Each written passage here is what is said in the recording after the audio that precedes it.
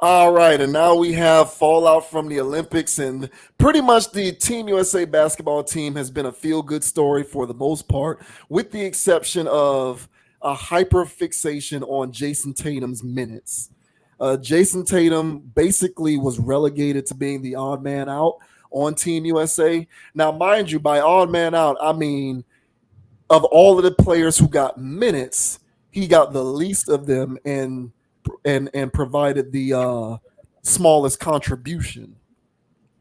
But there was a guy on the team who played an even smaller role than Jayson Tatum, and that was Tyrese Halliburton. Halliburton got no minutes at all. He didn't get into any games during the actual tournament during the medal games, but he kind of doesn't count because he didn't play.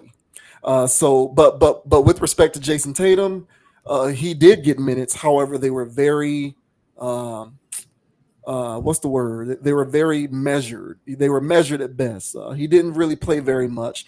I think in the gold medal game, he played a total of 11 minutes, but overall, his contribution was short, and he got several DNPs where he just didn't get into the game at all. And people are going crazy. People are going crazy because I guess the idea is he just won a championship and he's seen as one of the best players in the league. He's Mhm. seen as like a top five guy. And so, how can somebody who was all NBA first team and an MVP candidate and he just won a championship be given such a reduced role on Team USA? And so, we are going to talk about our thoughts on Jayson Tatum's reduced role on Team USA. So this says report Jayson Tatum evaluated as 11th man for multiple games by Kerr USA coaches. Someone had to be the odd man out for Team USA in the 2024 Summer Olympics. And unfortunately for Boston Celtics star Jayson Tatum, that someone was him. Tatum appeared in 4 of the United States' 6 games in Paris. So that means he had 2 total DNPs.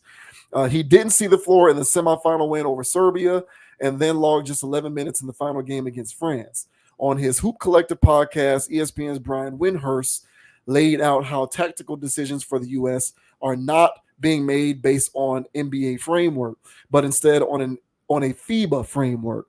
To that end, head coach Steve Kerr determined a 10-man rotation worked best for the Olympics, and that meant diminishing Tatum's role. Steve Kerr decided he could play 10 guys. That's it, Windhorst said at the 43:05 mark. He tried to play 11 a little bit and it didn't work. When he played 11, it didn't have good results. And their evaluation was that against Serbia, Jayson Tatum was the 11th man. Frankly, when they played against Brazil, Jayson Tatum was the 11th man. Windhorst added later, the Team USA coaching staff evaluated the roster and came to the conclusion those players in the rotation against Serbia were ahead of Tatum. Tatum's usage was a subplot throughout the United States' run to a 5th straight Olympic gold medal. The 26-year-old is fresh off another All NBA season and one in which he helped the Boston Celtics win a championship. He wound up playing the second fewest minutes of the United States. Again, the guy who played the fewest minutes was Halliburton, who didn't play at all. Uh, this continues to be the dilemma for USA basketball and whoever is coaching the team. The United States can't roll the ball out and coast on talent at the Olympics. Managing director Grant Hill and his coaching staff have to assemble a squad that works as a collective unit and then utilize a game plan to achieve the same goal. That inevitably risks pushing a star such as Tatum to the periphery. This summer, the process was complicated further by the fact Anthony Edwards and Tyrese Halliburton were the only holdovers from the 2023 FIBA Basketball World Cup. Whereas other countries typically have multiple tournaments to help define the roles for their players, the U.S. pretty much had to start from scratch for the Paris Games. Tatum declined to comment one way or the other regarding the 2028 Summer Olympics in Paris. It was a tough personal experience on the court, but I am not going to be making any decisions off emotions, he said, per the Athletics' Joe Varden. If you ask me right now if I was going to play in 2028, it is 4 years from now, and I would have to take time and think about that. So I'm not going to make any decision based off how this experience was or how I felt individually. Based on how this month unfolded, Tatum may want to get some assurances about his playing time before he makes a final decision about returning to the national team. So based upon those quotes, it kind of seems like Tatum is going to be contemplating whether he's going to continue to play based on his reduced role. What do you make of Jayson Tatum being the 11th man on Team USA's roster? Uh, I feel like you're playing with other all stars, other all NBA players, so somebody's going to get left out. Uh, I don't do the whole resume thing either, but at some point, it is a thing where it's like, this guy is, he is 6'9" with handles and can rebound and shoot a FIBA three. This ain't NBA three. This is a FIBA three. So he can do that. So why not let everybody get work? The reason why I don't think 11 people can work is because I don't think they played together. In a sense where they played together basketball. Because if they did play together basketball, selfless basketball, just rotate whoever catches it, whoever's open, and they score, and nobody cares about stats, then all 11 people could have played. But there were still egos on the court. There were still people that wanted certain accolades at the end of it all, outside of the gold medal. And, some people had their own things going on. And so with all of those egos, Kerr's job was to manage all of them. And, Tatum's the most pushover guy on the other bunch. Him and Halliburton. It was like, man, I don't have to play you guys for real. So that's what it pretty much boiled down to is, the guys with the smallest egos didn't get any minutes. And so I think that's pretty much what it boiled down to. I think people were trying to make other plots out of it, like, him versus the war, the Celtics versus them. And I was like, well, didn't the Warriors win? So why would Kerr give a damn? So I didn't see that angle. But I just think it's a matter of, yeah, we got to be out here and we got to keep these guys involved. And, I don't want to hear certain mouths or certain agents or certain whatever. So these people got priority. We're going to make that work. And so whatever cockamamie excuse that they're going to use or did use for why they couldn't play somebody is ridiculous. They should have even let Halliburton get minutes. I mean, hell, if we're up by 30, who gives a damn about 11th man? They were, but that's the thing though. Only We weren't. outside of only a couple games, they were never up by a whole lot. But that's what I'm saying. And so for those couple games, let those guys get some burn. Yeah, give them some burn. Yeah. So we don't have to hear narratives later. So now what's going on with all of this sports media stuff is that there's all types of narratives floating around. And if I was Jayson Tatum, I would feel some type of way about that. I feel like, what was that about? And but hey, be that as it may, I really think it was just a matter of ego pleasing for the people that actually did get minutes. I can't really buy the matchup thing. This is the last thing I say. I can't really buy the matchup thing because we should dominate in all facets. And if we're playing together team basketball, none of these games should have been close. And so, but there's other things going on, and they're not playing together all the time. So there's these dynamics that needs to be appeased, and Tatum can be left off on the scrap heap, and which he was. But what are your thoughts, sir, on Jayson Tatum being the 11th guy, and for some reason, Team USA can't find a way to play all 12 of these dudes? What are your thoughts, Yeah. man? So let's do a thought experiment real quick. So I'm gonna list off the roster, and you tell me if you think this player is and you tell me if you think that guy is better than Tatum or not. And of course, we're talking not just skills, but also approach to playing the game. Okay, So hey, all right. not just physical measurables and skill sets, but just the way they play. So Okay. taking all that into account, who do you think is better, Tatum or Bam? Bam. Okay, I would argue Tatum is better, but that's the point of me asking you these questions. Who do you think is better, Tatum or Devin Booker? Tatum. I would go Devin Booker. Who do you think is better, Tatum or Curry? Curry. Yeah, that's a no brainer. Yeah. Tatum or Anthony Davis? Anthony Davis. Yes. Tatum or Kevin Durant? Durant. Yes. Tatum or Anthony Edwards? Tatum. I will go Edwards. Tatum or Joel Embiid? Yuck. I don't like Embiid's game. Tatum. I go Tatum as well. And plus, Embiid is guaranteed 100% going to get hurt. Not reliable, so I go Tatum on that. Tyrese Halliburton. Tatum. Yeah, I would agree with that. Tatum or Drew Holiday? Holiday. Tatum or LeBron? Yuck. LeBron. LeBron. Yeah, I mean it is what it is, bro. LeBron's better. Tatum or Derek White?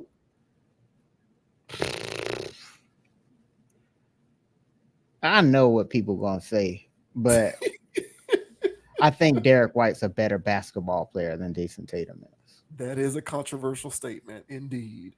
I know people are gonna be like, "What are you talking about?" That is I think controversial. I think Derek White's better at basketball. I said it. Yes. Okay, so and it's good that you contextualize it that way.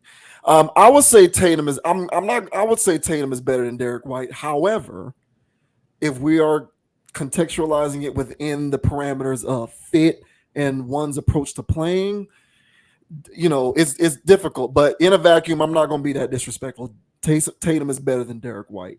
So as I look down this roster, I say to myself, Derek White 1, Drew Holiday 2, Halliburton, Embiid, that's 4. I only have 4 people on this team who I say Tatum is better than. Hey, So that's still pretty good. so that leads me to my conclusion that I do think that this was a basketball decision. Like the narrative thing is a part of the media machine, and that's what the media is going to do. But I genuinely feel like there's this weird thing with Tatum. Like I've said this before, I get it. And, the lazy thing to do is the thing that the people on these shows are doing, which is he's all NBA first team. He should play. Okay, that's a very simplistic way of looking at it that has no nuance whatsoever. If you want to go that, if you want to make it that simplified based upon accomplishments, then fine. Everybody needs to get minutes. Halliburton was all NBA as well. So what difference does that make? But that's what these people on these shows do is they bring up their NBA individual achievements and they say that's why he should play. But I think from a basketball standpoint, I wasn't offended by it because I look at the way Tatum plays personally. And this is why I said Jaylen Brown would have been a better fit than Tatum, even though Tatum wasn't the one being left off the team. It was Kawhi. But I said if it was about fit, replace Kawhi with Jaylen Brown.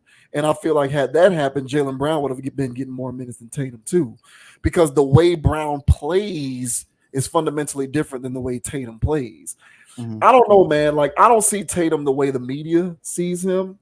I think that he is individually gifted tremendously. But I think his approach to playing makes it difficult sometimes for you to slot him in certain scenarios. And I'm going to bring up a quote from Charles Barkley because it, for me, crystallizes it. Charles Barkley said, one of the measures of a great player is their ability to be able to generate easy baskets, not just for themselves, but also for their teammates. With Jayson Tatum, everything is one-on-one, and it's difficult. Whenever I used to watch the Celtics play, Jayson Tatum was always a lot of dribbles and high degree of difficulty jump shots, side steps, step backs, threes. He rarely plays without the ball in his hands. If he gives the ball up, he's a statue. And one thing that I will give credit to LeBron for, LeBron don't play without the ball. Even though LeBron is a high usage player, if LeBron doesn't have the ball in his hands, he's going to be setting screens. He's going to be getting cuts. He's going to be boxing out. He's going to be getting offensive rebounds. He's going to be doing that stuff. Whether you like it or not, he's going to be doing these things. LeBron is able to generate easy points for himself. Layups, dunks, everything isn't a turnaround, fadeaway, off-balance three-pointer. Agreed. And with Jayson Tatum, Jayson Tatum to me is the personification of modern basketball. highly specialized skills. He can do all the drills. He can run through all the cones. He can do all of the dribble moves. He can do all of the side steps. He can do all of that. But if you put him into a game and just have him play basketball fundamentally, it can be difficult. Now, fortunately for him, he plays for an organization in the Celtics that is very well run. So they know how to put together a roster that can utilize what he does best and still be successful and not be hindered by his horrible shot selection and his overall approach to playing basketball, particularly on the offensive side. Mm-hmm. And I'll give him credit. On defense, he applies himself. He'll get in the dirt and he'll go Paul George style and play decent enough perimeter defense. Right. But on an offensive team with other good players who are fundamentally sound and can play off ball and get easy points for themselves and others, he may be the odd person out. It made total sense to me. To me, it made sense. Based on how I view basketball, him not getting a lot of burn made sense. Because if you're in a tight game, you can't rely on putting him out there. And when you give him the ball, he's going to do one of his dribble moves and do a fadeaway or a step back three. Like, you need easy points. So you're going to need somebody like KD out there and LeBron and Steph who are much more proficient than him at shooting and furthermore know how to move around the court and move bodies around to where if you catch them in a pocket, they're open and they're going to hit the three, as opposed to Tatum, who doesn't really catch the ball in a pocket. He's more of I have the ball in my spot, and I'm going to just do some stuff and just do a move, and now I'm in the air taking a difficult jump shot. That's his game. So I feel like until he figures out a way, am I wrong? Like I figure that's what we do. I feel as though until Tatum figures out Mm-hmm. how to make the game easier for himself, he's going to find himself in situations like this, getting less burned than other players on the team. You know, and NBA is different than international competition. It's like an all-star team, except the games count. So, like, you can't just be out there doing that stuff because for every turnover and bad shot, it's going to matter when the ball's going the other way and the team is getting an easy point, a three or a layup or a dunk, because they were able to shoot to the because they were able to go to their end of the floor on a fast break because they got a long rebound off of your bad, jump shot attempt. So the conspiracies are going to run rampant, and the talk shows are going to do the lazy thing where they just say because he's done this, he should get more minutes. But from a basketball standpoint, to me, it made sense. Yeah, I think it was. I mean, that's good take. I mean, I think for me, it's more politics. I think it was more politics on top of basketball, but I think it was more political. I mean, I get the Anthony Edwards stuff. I get it. But Tatum's more experienced. And so, and Tatum can just do what Anthony Edwards was doing. And Anthony Edwards just was taking his bad shot selection shots. Some of them go in, but other ones wouldn't, and he just still pulling up anyway. So much so they would just take him out of the game. It was all right. In the gold medal game, his minutes weren't that high either.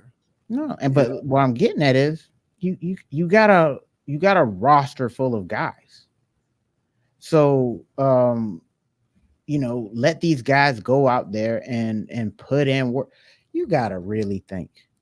If we really went 12 deep, because these people didn't stand a chance anyway. But if we went in a certain way and played and attacked them, we've got waves and waves of talent. And the way that they were doing it, to me, the whole thing was just, it was bad. It was bad everything. I didn't like how any of it went down. So much so there was so many close games. And during the one with France, where France ain't even like that. I'm trying to figure out why they still around. And then, and Steph had to go, Steph, even though the game was still in hand while he's doing this, he still went crazy. And, it looks like it was needed because it was within 3. So why? So it was certain parts of that game were like, what is this? So to me, it was bad basketball. It was bad. It was poorly played basketball. I think Tatum, he plays bad basketball too. I think they have a bad. I think the Celtics play a bad form of basketball, and Holiday and Derek White compensates for that, and they clean up a lot of that mess. And so that's why I say Derek White's better at basketball. That's why I think why Derek White get minutes. I wasn't surprised. He's getting more minutes than Tatum. Yeah, he's better at basketball. He know if you're better at basketball, you can fit in any scenario. I don't think Anthony Edwards can fit in any scenario. I think Tatum can fit in any scenario better than Anthony Edwards right now. I think right now Anthony Edwards is still he's a very talented young man, but I think there's too much hype surrounding him, and I think he's believing a lot of it. I still need to see more actions before I see anything else. I think his reputation precedes him, but I'm sitting there watching him take bad shots. So he's got it in him. He just needs to get better and more refined. And I think Tatum's a more refined athlete. So if we're out there and we're competing, we're putting top against top, against the world or whatever. I want the guy that's 6'9" that can shoot a three while open. Just tell him to shoot while he's open. Coach. So you got Spoelstra, that's my dog. Or you got Lua, what's his name? Tyronn Lue. Yeah, Ty Lue. Oh yeah, I don't know why Ty Lue's such a good coach, but there he is on the bench. We saw how Steve Kerr coaches. Steph Curry saves his ass. So I don't really believe that Steve Kerr's really a good coach. And so I think he's overhyped. I think the best coach on that bench was Spoelstra, but it wasn't his show. So I really think it was bad basketball overall, all the way around. I think it could have made sense to play him. I would have found a way to play all 12 of these dudes. I think a lot of people would have. And that's if you coach these jerks. Now, if they don't want to be coached while we're there, then you're going to find your behind on the bench and not playing. So who knows what went on behind closed doors or whatever. But I think it was just, again, I think it was a situation of got to give Embiid his minutes because, got to give, this guy his minutes because, and I think it was a lot of that. But, who knows? But maybe the chemistry didn't work on the court with all of them together. Because I agree, man. Tatum takes some bad shots, dude. I bank on it. As a Heat fan, while we're playing against them, get a ball to Tatum. Yeah, get it. But as just an irritant of him just being able to run up and down the court, get these loose ball rebounds, play that defense as you mentioned, that does serve a purpose. If he just did that, so I think it could have happened, but who knows, man. I just think that was overall. I blame that whole Olympics thing on coaching and the guys not knowing how to play real basketball. And the world knows how to play basketball so much so that it's like a tortoise and a hare thing, where they're slow and steady, damn near about to win the race. And we are super this, super that, being so arrogant, and we're about to get passed up by the consistent, steady, fundamental people. So hey, man, if it wasn't this year, it'll definitely be within the next 8 that we're going to be back at bronze or silver if we keep messing around like this. So, yeah, man. Yeah. Well, no, we're definitely going to be back at that point because the great players who play all around basketball are going to retire, and we're going to be left with AAU basketball players. Like if you think about it, this the current generation of all timers, once they retire, we're going to be fully entrusted into the era of the one-on-one skill guys. Yeah. Once LeBron is gone and Curry and KD and people like this, like once those people all retire, it's going to be the AAU show where it's not really your approach to playing isn't really fundamentals and just a holistic way of looking at playing the game in which I can still be effective off the ball. And there's a lot of things that I can do to generate easy baskets for myself, even if I don't have the ball in my hands. That's the element that's been lost in all this, in the emergence of a hyperfixation on developing all of these ball skills. And so, yeah, once these people are gone, it is going to be tough because internationally they train people to play basketball holistically. Here in the States, they do drills and ball skills. And pretty much the only way that we can have a guy who is a good defensive player is if that person wants to be a good defensive player and if they have the physical attributes to be a good defensive player, because no one even cares about training players on how to play defense. It's just all offense and ball skills and how to be able to shoot in different angles and different spots and positions. And I hear what you're saying about some of these guys like Anthony Edwards. To me, when I watch both of them play, they both may take some questionable shots, but Tatum to me is just the poster child for AAU bad shot taking. It's just nothing but fadeaways and step back threes and side steps after 10 dribbles. Like, it's James Harden, but better because he's taller and longer. I agree with that. And with Anthony Edwards, at least I'm gonna get better defense, and I'm gonna get somebody who, if Anthony Edwards gives up the ball, I might get Anthony Edwards on a down screen where he can catch the ball on a lob, or maybe he'll get a rebound and a putback, or he'll get a dunk on the baseline, or something where he was able to get an easy basket for himself that didn't involve him being a usage guy with the ball in his hands for the shot clock. That's fair. Whereas when I watch the Celtics play, every time Tatum gives the ball up, he just stands on the perimeter and doesn't do anything. It's like the only time he's activated is if he has the ball and he can do his AAU stuff. And so I just think within the context of Olympic play, where you can't succeed in that way, you have to minimize guys who play like that. It just is what it is. But I hear you, and I hear you on Embiid too.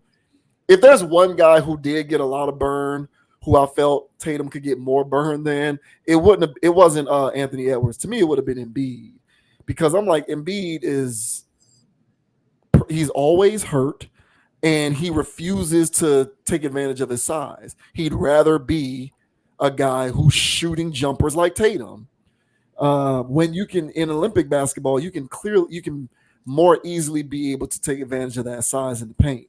He'd get down there and mix it up every now and again, but for the most part, he wanted to face up, do his dribbles, put you on his back, and then do a turnaround or a fadeaway. Can't stand it. Can't stand it. It's ugly basketball, dude. I cannot stand it. Yeah, I just think, like, if you look at the rundown of the minutes real quick, and this is the last thing I'll say. In the gold medal game, KD got 31 minutes, LeBron got 32, Devin Booker got 28, Curry got 30, and then Anthony Davis off the bench got 20. In my opinion, those guys to me are the best at playing all around basketball on the team. It just is what it is. And like people like Drew Holiday and Derek White, they also play great all around basketball, but their physicality, there's such a gap between their physicality and those other guys that it's understandable how their minutes went down, and Kerr pretty much just stuck with those other big guns. But you can say what you want about LeBron and KD, but they play smart basketball.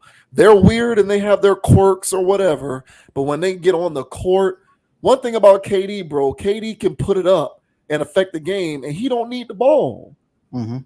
He's going to do what he does and get out there and fill in his spots. He don't need the ball. LeBron is a high usage guy, but he going to get it to his guys, his shooters. And if he doesn't have the ball, he's going to, take charges, play defense, get cuts. And Steph is going to run around, catch and shoot. He might have to dribble a little bit and save the day, but for the most part, he can be effective. All those guys is what I'm saying is they can be effective without the ball. And to me, a key signifier in a great player is their ability to be able to impact the game without being usage, without needing the ball all the time. And Tatum is not that. So to me, it made sense why he didn't play. I agree. Hey, listen, I ain't around here. I ain't upset about it, but I'm not, because I think he plays. I agree. I think he plays a bad brand of basketball, and we didn't need that on the floor when the ball needs to be moving around. But what I'm getting at is the ball will still get stiff at times, and guys will still be doing their thing. And that was irritating me. So one thing I couldn't afford is to have another one of them out there. So I get that, So, but my argument was, what's the difference between him and Anthony Edwards at times? And so, for me, I think it was just more for the Anthony Edwards machine building for him, because I don't think he should have been getting as many minutes as he was getting. I think he's good, but I don't think he's up there yet. And so give him 2-3 years, but he can. This was great experience for him. This was good stuff for him. So hopefully he can take this and do whatever. But yeah, I still think he's not there yet. You put the fork in there, and still a little bit more batter on there. You put it back in the oven. This guy needs to go a Yeah, little bit more in there, and then he'll be yeah, ready. yeah. But last thing I'll say is the FIBA refs. So the NBA needs to do what the FIBA referees are doing and let those guys play. I couldn't believe, I was laughing so hard when Anthony Davis would be on the ground. Hey man, the ball's already at half court, bro. Get your ass up. And then you have to get up. And then there'd be times where some of these guys will get hit and their natural thing will come up, but then they'll naturally run down court. Eventually, it'll get rid of all that goofy behavior of these guys crying and complaining when the ball's already moving down. So we when we talked about, because it was, I don't know how many times we talked about basketball, but there's been times where I done brought up, watching college basketball, in the tournament and stuff, and I'm seeing that the referees aren't letting things go.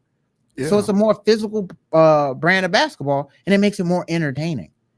And I'm shocked, and the world was shocked when the WNBA was playing physical. So the big bad wolf, the most athletic, the most whatever basketball league in the world, they're playing the softest brand of it, which now makes sense when you see these AAU type guys. But I tell you this, let those AAU guys hoop the way they should, and then they'll get a little hard around the edge, and it'll make it a lot more entertaining. Then you'll But see guys. Go ahead. they have to be taught though. That's the thing. They got to be taught to play that way. They That too. they're coming up. They're being taught to play soft. Like they're being taught to play like that, so they don't That's, know any better. that's Like they fair. need to. The way that this country looks at training basketball players needs to fundamentally change, in my opinion. 100. Or it doesn't. Maybe I don't make the rules, so maybe it doesn't need to change. But that's all you're gonna see is more of this. You're gonna, like, in 5 years, there's gonna be an NBA full of Jayson Tatum, Shea No. Gilgeous Alexander type players. The Paul league, that's what it's George. going to be. That's where we're headed towards, and the media is going to defend it because they're going to say, "Oh my God, the league is so skilled now."